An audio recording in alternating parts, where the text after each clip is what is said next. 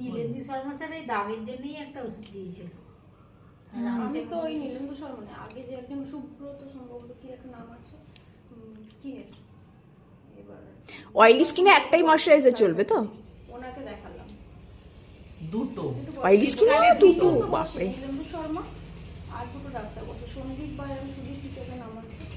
রানা রায় বসে সকালবেলা, বিকালে মনে হয় সিংকে আমার মেয়ে কাকে দেখালাম বলে গেল। কেন মেয়ের আবার কি হয়েছে?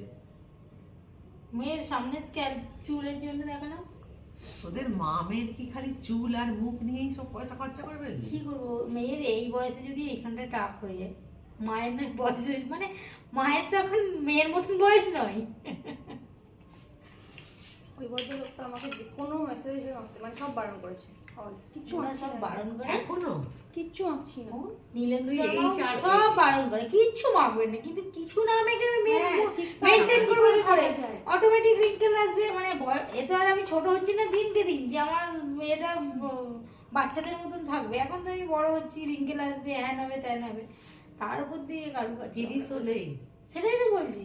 তাও তো আমি এখনো অ্যান্টি এজিং নাইট ক্রিমটা এবার মনে হচ্ছে শুরু করতে হবে, ভয় পাচ্ছি তো লাগালে যদি আবার। তুমি সেটাফিল লাগাও, সব থেকে বেস্ট। সেটাফিল হচ্ছে সবচেয়ে সেফেস্ট অপশন, সব থেকে ভালো অপশন হচ্ছে সেটাফিল, কোনো প্রবলেম আসবে না। ক্রিমটা হ্যাঁ,